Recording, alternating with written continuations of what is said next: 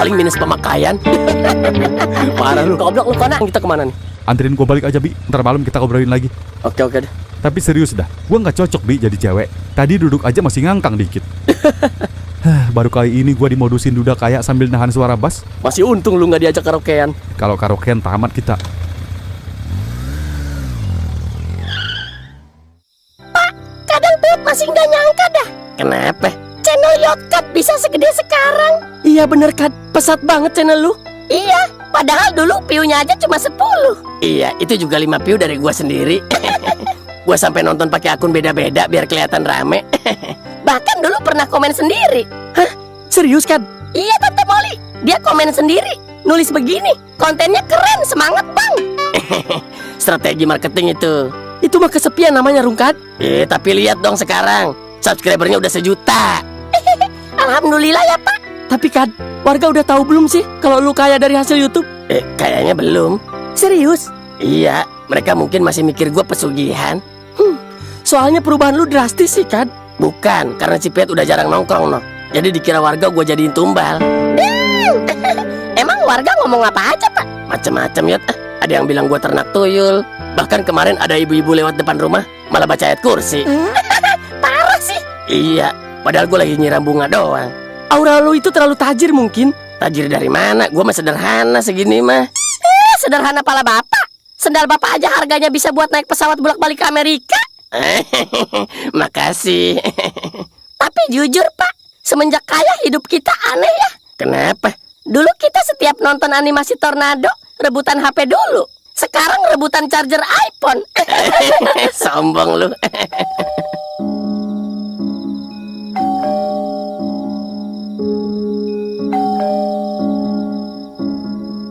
Siapa itu Mal? Jangan-jangan pensiun kan Pak? Lu lagi. Lu ada janji gak sama orang? Ya kagak, kan lu yang ngatur apa-apa soal jadwal gua. Terus siapa dong? Ya udah lihat sono. Ya udah gua cek dulu ya. Kalau yang datang preman kampung, bilang Mol, yang punya rumah lagi nggak ada. Kebiasaan banget nggak boleh lihat rumah gede dikit. Datang ngajuin proposal. Kasih aja sih Pak. Kepala lu, enak aja lu main ngasih-ngasih aja. Lu kan tahu kita nyari duit kayak apa. Dia mah enak tinggal minta. Malam itu, rumah terasa jauh lebih sepi dari biasanya. Setelah membaca surat dari ayahnya, Pak Rungkat hanya mengangkat bahu dan melemparkannya ke atas meja. Namun entah kenapa, kata-kata dalam surat itu terus terngiang di kepalanya. Jangan telepon ayah. Kalimat itu terasa aneh. Biasanya sang ayah selalu menyuruhnya menghubungi kapan saja jika ada masalah. Di luar rumah, angin bertiup pelan menggoyangkan ranting-ranting pohon mangga. Robi yang masih duduk di teras ikut membaca surat tersebut. Semakin lama mereka memperhatikan, semakin banyak kejanggalan yang mereka temukan. Bahkan tanda tangan di bawah surat terlihat sedikit berbeda dari biasanya. Ada yang enggak beres, gumam Yoyot sambil menggaruk kepala. Pak Rungkat langsung menatapnya heran.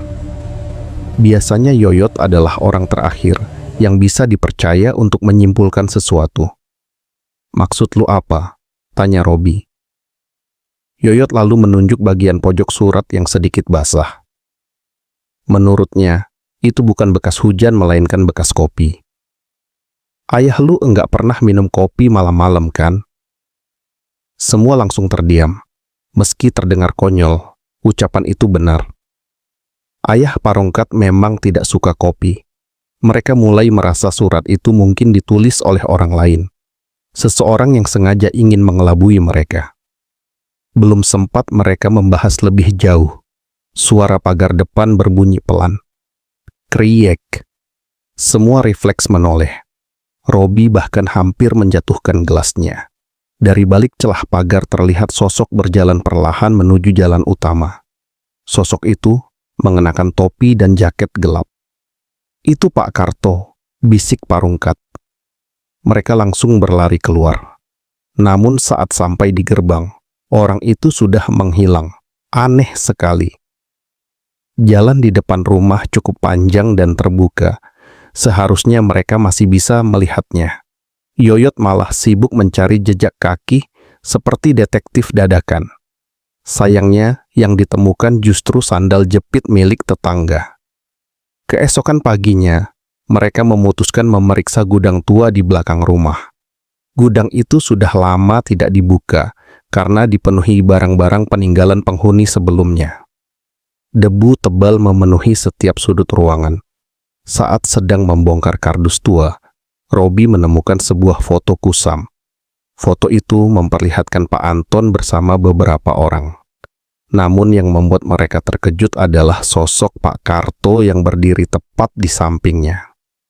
"Loh, katanya dia cuma kenal sedikit," ujar Robi. Parungkat menelan ludah. Ternyata hubungan Pak Karto dengan rumah itu jauh lebih dekat daripada yang selama ini mereka kira.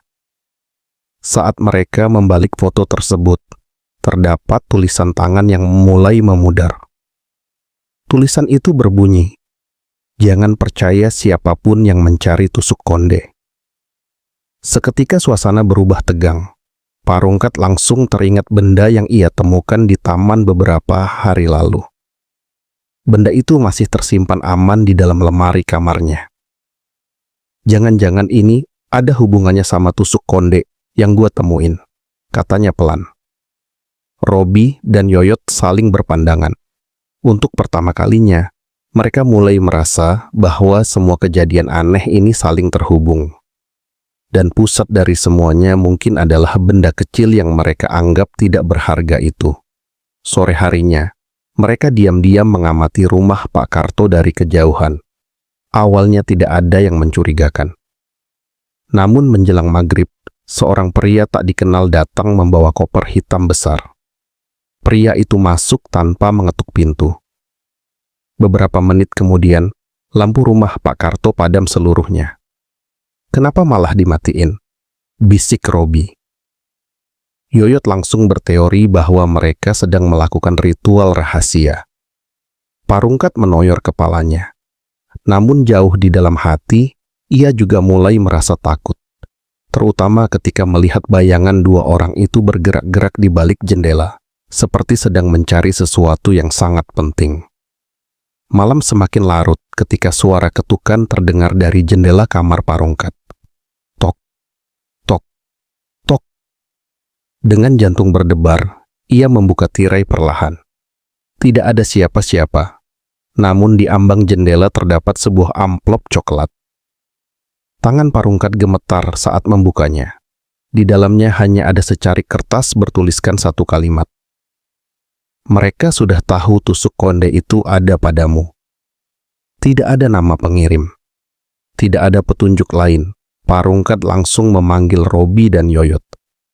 Wajah mereka sama pucatnya. Kini jelas bahwa seseorang sedang mengawasi mereka sejak awal. Karena panik, mereka memutuskan memeriksa kembali tusuk konde tersebut. Saat diperhatikan lebih teliti, ternyata terdapat ukiran kecil yang hampir tidak terlihat. Ukiran itu membentuk angka dan huruf yang tersusun seperti kode. Robi segera mengambil ponselnya dan mencoba mencocokkannya dengan denah rumah lama yang pernah ditemukan Wildan. Setelah beberapa menit, ia mendadak berdiri. "Gua tahu ini," serunya. Kode tersebut ternyata mengarah ke sebuah lokasi tersembunyi di bawah gudang belakang rumah. Tempat yang selama puluhan tahun tidak pernah dibuka oleh siapapun. Tempat yang mungkin menyimpan rahasia sebenarnya. Tepat ketika mereka hendak menuju gudang, listrik seluruh rumah mendadak padam.